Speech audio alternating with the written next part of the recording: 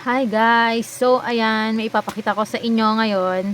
As you can see, meron tayong dumating na bagong parcel from Jos for Cruz Cactus and Succulent Bulacan. Yan, first time ko lang mag-mine sa kanya and super bilis lang ng naging shipment niya and nung pagsisettle namin ng order ko. Bali, nag-mine ako sa kanya ng 29 and then 31 oo, 29? Yeah. Tapos 30, na-ship niya na din agad yon. Tapos, 31, dumating na siya dito sa amin, pero hindi pa agad siya dineliver ni Shopee. Tapos, ngayong January 2, dumating na siya. So, ayan. Ito yung na-mine ko sa kanya. Isang plant lang to, kasi tinry ko nga lang. And mas mura yung shipping fee ha. Kasi nga Shopee checkout yung ginawa ko. 43 pesos lang yung shipping fee ko dito sa, namin, sa place ko. Yan, as you can see, yan, super balot na balot yung plants ko. So, saan ko siya bubuksan? Wait lang. Dito na ako nag-unbox sa kwarto kasi umaambon sa labas and malabig. Yan. Ayan. Parang alam ko na ulit kung saan ako bibili ng ngayon ng new plants ko Kamura ako sa Shopee. Hindi ganun kamahal yung shipping fee. Saan pa ba? Hirap Grabe, secure na secure. Wait lang guys, ayusin ko lang muna to. Buksan ko lang. And we're back na guys. So, ayan na yung itsura ng box ko. O, diba? Secure na secure. Ayan, check natin ngayon yung na-mine kong plant sa kanya. Isa lang to.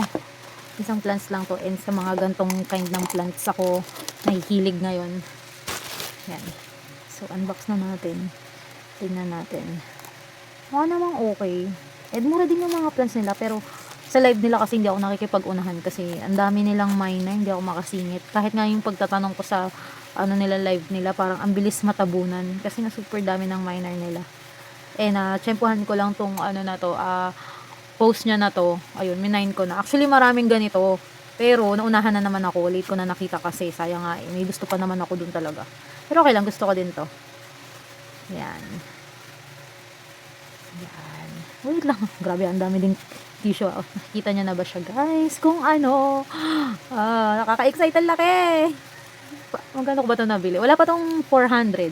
Yan. Basta wala pa siyang 400. Yan. Ang laki nga. Ala. For its price, sulit na. Yan. Another. Wait lang. Crested Inermis. Yan. Ang ganda ng abnoy form niya. Yan. Ang daming nangyayari. Ganyan yung gusto ko sa mga crested. Sa mga ngayon. Yung maraming nangyayari. Yan, diba? Ang abnoy niya.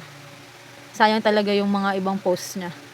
Kung hindi yun ima-mine ko yun. Pero naunahan tayo okay lang. Ito na lang yung natira sa totoo lang. Pero okay lang, maganda naman. Kaya isang plants lang. Pero kung hindi pa yun mine ko talaga yun. Ayan. Ang ganda ng color. Yan.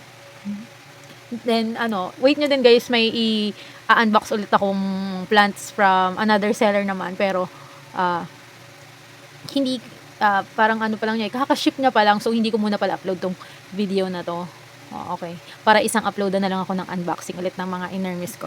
Ayan. So, ito yung galing kay Jos for Cruz. And, ayan, marirecommend ko din sila sa inyo. Yan. If nag-aalangan kayo ng mga shipping yan sa LBC, or yan, may Shopee checkout sila. Basta abot kayo ng Shopee. Ayan. Ganda. Hi guys! So ayan, samahan nyo ako i-unbox tong box natin from ang Gina C. So kung makikita nyo, malayo pa ang pinanggalingan ng box natin and galing pa siya sa malayo kaya inabot siya ng halos 1 week sa transit. And ito pala is hindi ko siya nabili. Ito ay ibinigay sa akin ni Ma'am Gina ng libre kasi yan, unbox ko na, start ko na habang nagpapaliwanag ako. Kasi one time nag-i-scroll ako sa TSCP and nag-post siya ng mga gymnos niya, yung mga pups ng gymnos niya, and nagtanong siya kung sino yung willing mag-adapt kasi tinatamad siya na magpat ng mga gymnos niya. So, nag-comment ako doon, and then isa ako sa mga pinalad na makakuha nito sa kanya. So, ayan yung laman. Namigay siya ng mga pups ng gymnos na, oh my God, ang dami. Oh my God, hello, thank you ma'am. Ayan, gusto ko kasi ngayon magpadami ng gymnos. Ayan, so, tignan natin yung itsura ng mga gymnos after 1 week sa transit, guys. So, samahan nyo ako unwrap sa kanila. Ito na guys yung lahat ng laman, nilabas ko muna sa box para ma-unwrap natin ng ayos. So, unahin natin to. May aloe siya dito. Wow, ang ganda. Ayan. May mga aloes na din ako doon and mabilis lang siya alagaan and mabilis lang din siya paramihin. So, ayan. Wow. Binigay siya sa ating aloe. Wow, thank you ma'am. So, lagyan natin dyan. Ito ata yung pinost ni mami nasa cup. Ayan oh. Ang dami. Yan. Ipapat natin siya ng sama-sama. Ikukumpat natin siya. O, di ba? Isa-isahin ba natin? So, talaga, silipin natin isa-isa. Ayan yung isa. Ganda. Madilim ba? Dito kasi ako sa loob ng bahay kasi ano, mahangin sa labas. Kita pa yung dumi ng kuko ko. Ayan yung one. T-line. Ayan. Ayusin ko lang yung lightning. Ayan. Parang either way naman ganun pa rin yung ano. So, ito yung laman ng cup. Yan. Parang mostly T-line hybrids and ano. Ang hirap ng lightning. Ayan. Ang ganda. And may mga maliliit pa dito. Hindi ko na iisa-isahin pero ipapakita ko to once na maitanim ko siya. Yan. So, ang dami yan. Papalakihin natin yan. So, thank you, Ma'am Gina. So, ngayon, ano naman natin yung mga naka-tissue. Yan. Sabi niya kasi hindi niya sasabihin na yung ibang kasama para surprise. 'Di ba? Wow. Yan. Another one. So, ganda. Thank you, ma'am. 'Di ba? And malayo pa yung pinanggalingan niya tapos 119 lang yung binayaran ko sa shipping, 'di ba?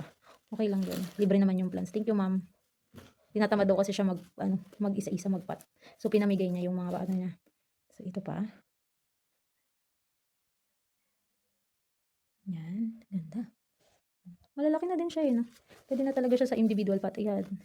Di ba pamparami na din ang gym no natin. Total, nag-iipon na din ako ng gym no ngayon. Kasi may tinatry ako ngayon sa mga gym no. Nagtatry na ako mag-pollinate para mas dumami. Para hindi sayang yung mga flower. Ayan.